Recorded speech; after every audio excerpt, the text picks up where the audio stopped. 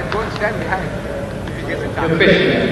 Mr. Dieter, bonjour. My name is Janine. I come from France. I'm here with some Muslim friends from Aberdeen. And my question is, what would you say to a person who doesn't believe in any religion? Or if you prefer, what would you say to his question, to believe or not to believe? What was it? Just without the mic. The question is not directly relevant. However, I'll put it to the speaker and see if he's prepared to answer. The question is, what is your opinion, or what is the Islamic perspective relating to a person who does not believe in religion? Is that the gist of your question? Not exactly. I'm here with some Muslim friends. I am not convinced in Islam, and I would like to know what you would say to a person who is a non-believer when this person says to you, believe or not to believe. Oh, yes, all right. If one is questioned by a non-believer, and the question is, what do you say about believing or not believing? What is the Islamic perspective? You see, there is a person who, every person ought to believe.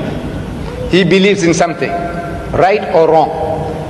There is a type of person who doesn't believe. He said, I don't believe that there is God. He says, I'm an atheist. Or the guy says, I'm an agnostic. Now, each and every one, according to religion, whether any religion, you ought to believe. You ought to believe.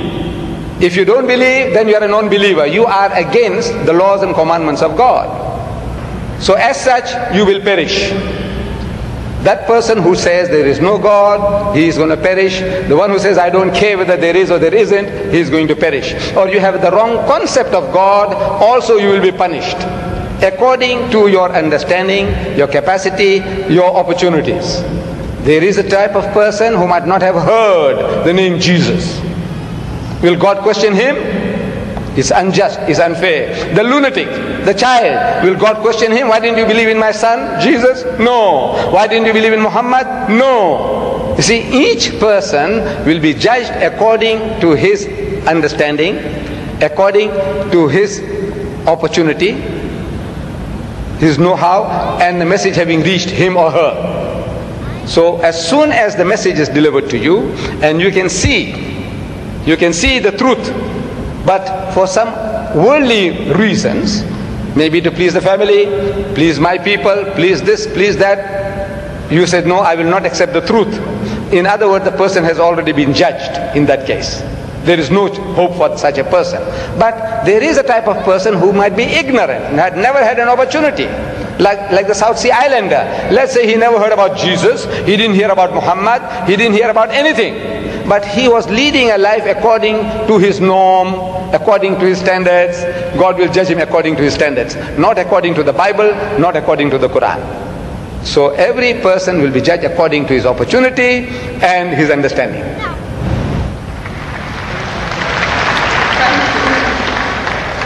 Ladies and gentlemen, we unfortunately have just about a minute left of question time.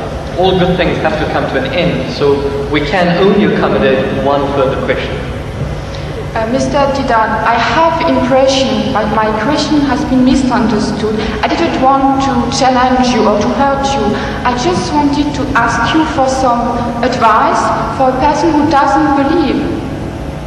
I just wanted also to ask you for advice because I am not a believer. I would want to believe in Islam, but I just want some advice.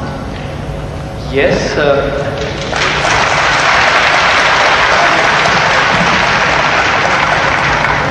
do you not feel that there was sufficient advice? Did you require further advice? Yeah, because I didn't have the impression that my question has been really understood. So you want to know what the bases are, or what the reasons are for a person to actually believe in one God? Which reasons? Which advice would you give to a person who is a non-believer? See, number one, we have to realize that there is a necessity for belief. If you don't believe, you can't move an inch. You can't bat an eyelid. We believe. The very fact that you believe that if you come there, stand before the mic, and when you utter the words will reach me. If you didn't believe, you wouldn't have taken that step. If you didn't believe that you will be visiting this hall and listening to a lecture, you wouldn't have come. So belief is fundamental, is basic to any move that you make. Now, without belief, believe in what? That there is a creator. Number one, that somebody made this machine. Man, woman, he made it. And that this machine is not given without instructions. Every machine carries with it instructions. Never mind how simple that mechanism is, you get instructions. Your washing machine, your hair dryer, your motor car, anything, everything, you need a book of instructions. This most complicated mechanism, the human being, created and left without instructions? He says, no, he has to be given instructions. And God Almighty, we believe that there is a creator, and this creator through his messengers, one of us, he has been conveying those messages to us, directions, instructions to us. Whether those instructions remain in the pristine purity or not, that is something that is now debatable. But the instructions were given, and it is through those instructions alone can man find ethics, can man find morality. Without these instructions, there is no ethics and there is no morality. Man, being an animal by nature, he will behave like animals. It's only because you believe that there is a creator, and this creator said that thou shalt not marry your mother, you will not marry your sister, you will not marry your daughter. We say we believe, we believe, we believe. You say no, I don't believe, then the person is nothing better than the animal. See, the dogs and pigs, the way they behave, he said, well, I behave just the same because I'm an animal also. So you have to believe. But now what are you going to believe? Where is the source of that belief? Instructions which is not contaminated, which is not spoiled. In the origin we say all prophets of God, all messengers of God were divinely ordained. But the messages, because they were not preserved, God sent messengers after messengers. Messengers after messengers. This is his way to rectify his creation.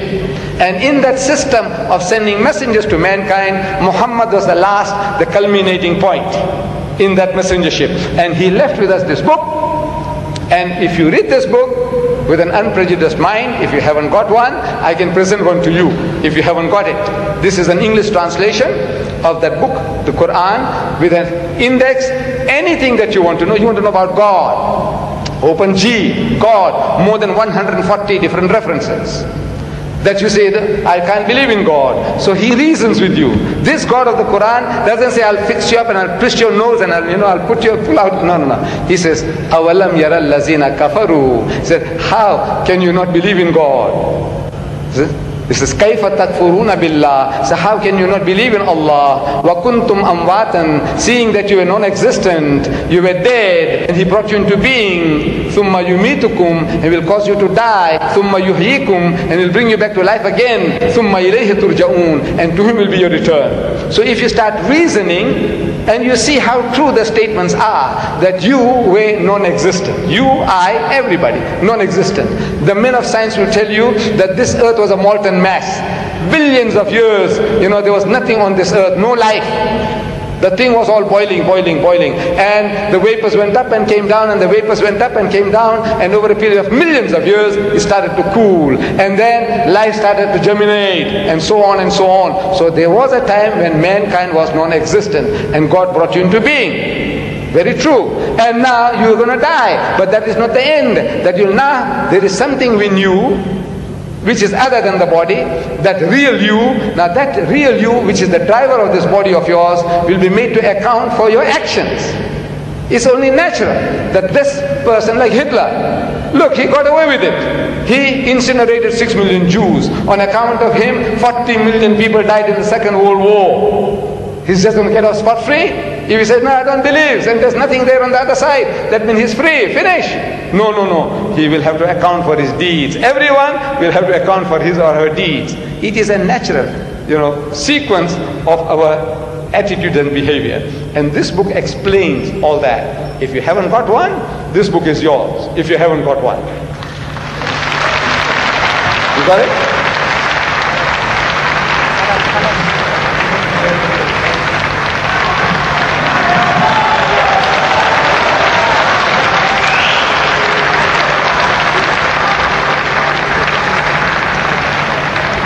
Ladies and gentlemen, unfortunately, all good things have to come to an end. Where at the end of our time span, we cannot accommodate any further questions.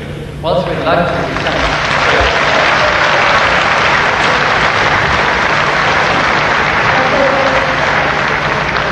Ladies and